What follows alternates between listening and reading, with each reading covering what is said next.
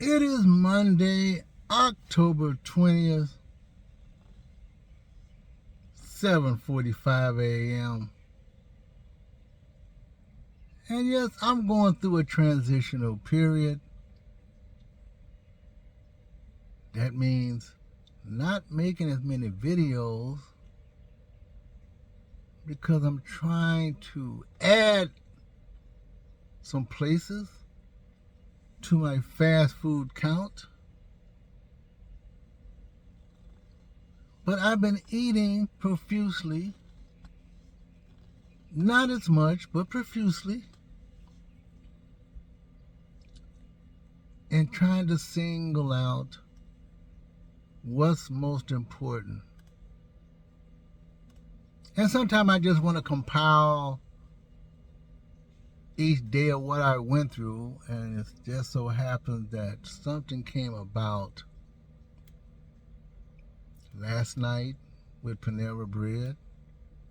As I've been noticing sometimes, even with all the other fast food places, that sometimes you really do need a receipt.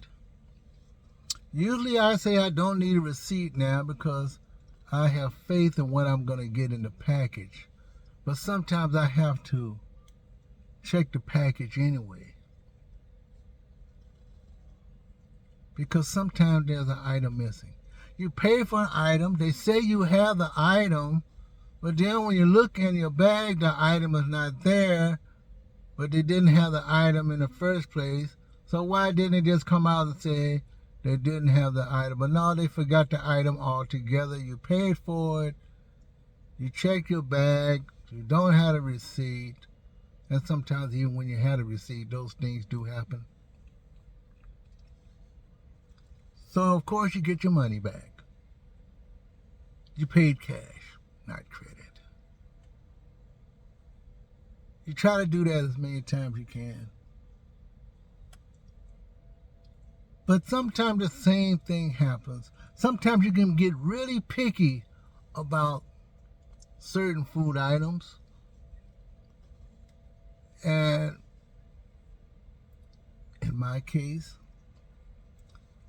sometimes they ask for a survey. Okay, they ask for a survey. Should I put something down very practical, very picky? Is that what I'm supposed to do? Is that going to improve their service?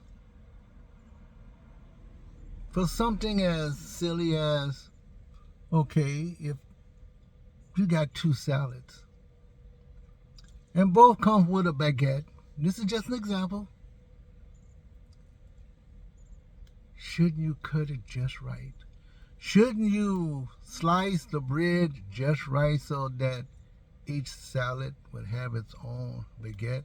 Not one shorter than the other or look like it's broken off. Or how fast a service do you do without doing it correctly? Because you're not necessarily buying for yourself, you're buying for some other. These are some of the problems that even Grubhub or whatever you call that, or DoorDash, are these some of the problems they have besides mental errors by people who actually take the food from one place to the next? But that's just one instance. And of course, I've gotten more than I bargained for. I don't really complain about that. Sometimes I don't. But sometimes it end up being, a certain amount of money. You say, okay, I can deal with that. I got one extra. I did pay for that. Instead of one, I got two. It still was under $10 or whatever. But then again, when I go to Wendy's or Burger King, I don't necessarily get a receipt. Yet, I am comparing how similar in the product that I'm getting. I did get the seasoned fries, which is similar to, got a little lukewarm on them, but only these are flat. They're similar to Riley's Chicken in the taste. Now I had some of the seasoned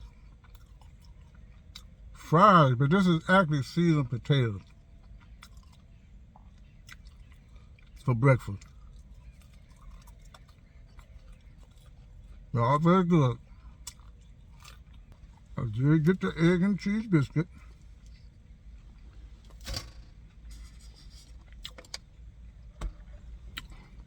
But the number one thing I want to do is compare the coffees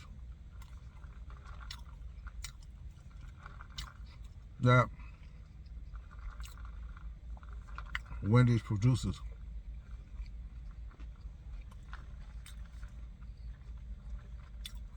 I know that sometimes Wendy's and Burger King, you can almost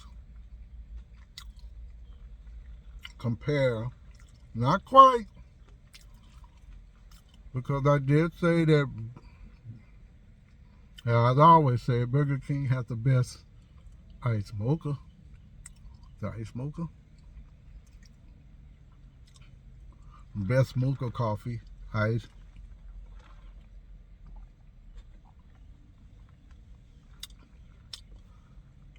But this is not the same taste. So sometimes what you get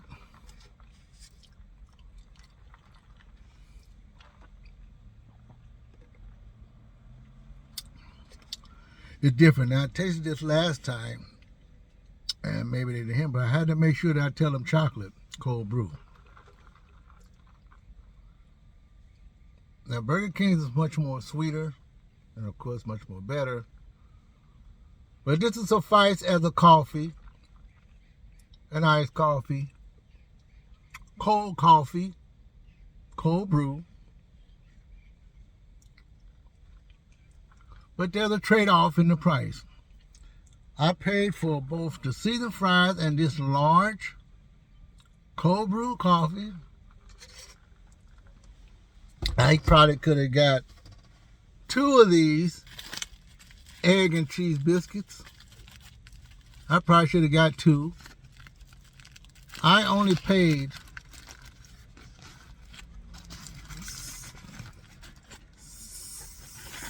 $7 and some change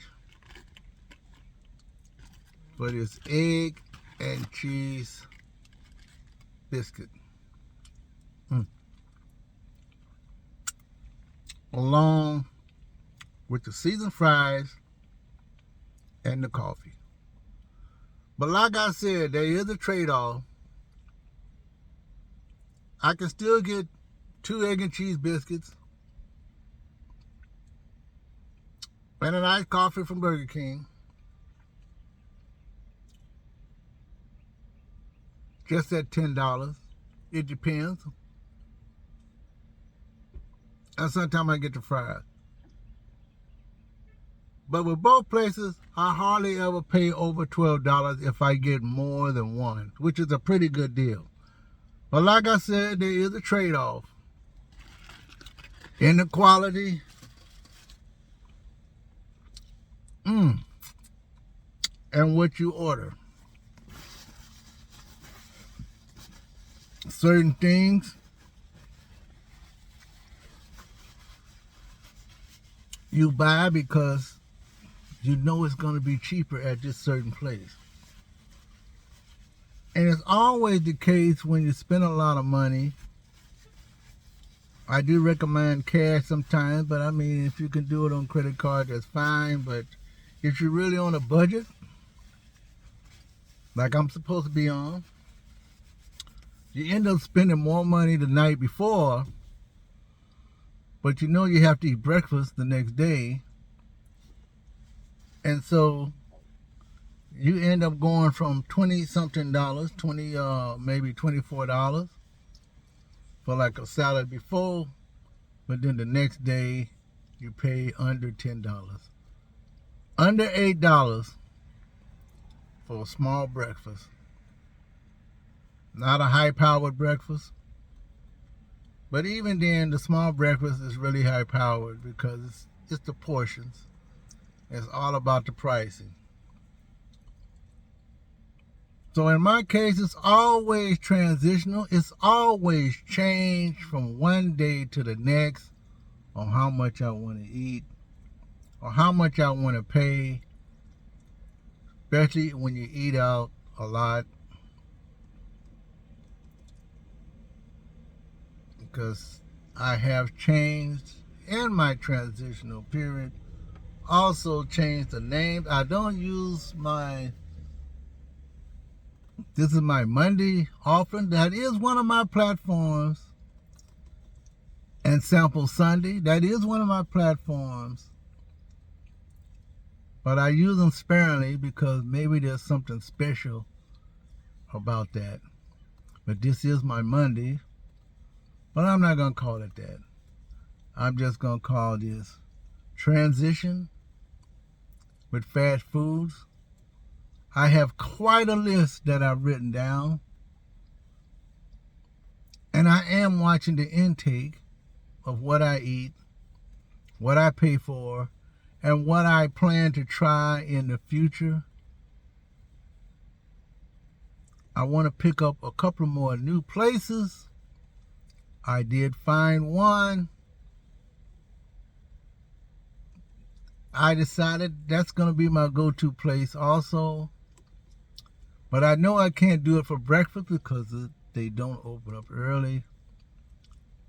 So not only do I have Panera Bread, I got Corner Bakery.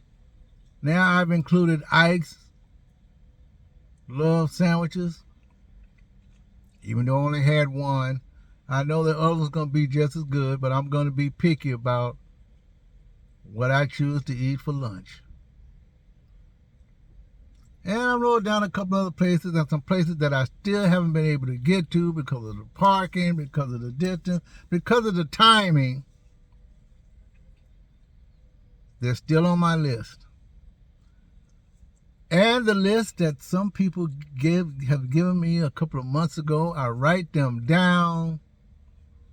Whether they're here in the LA area, San Gabriel, whether they're in Las Vegas, whether they're up north, I write them all down. And hopefully at some point I'll be able to get to them. This is Robert Deschamps. I'll see you in my next video. Transitioning. Change. Talk to you later, folks. I'll see you in my next video. Have a great one. I mean it sincerely.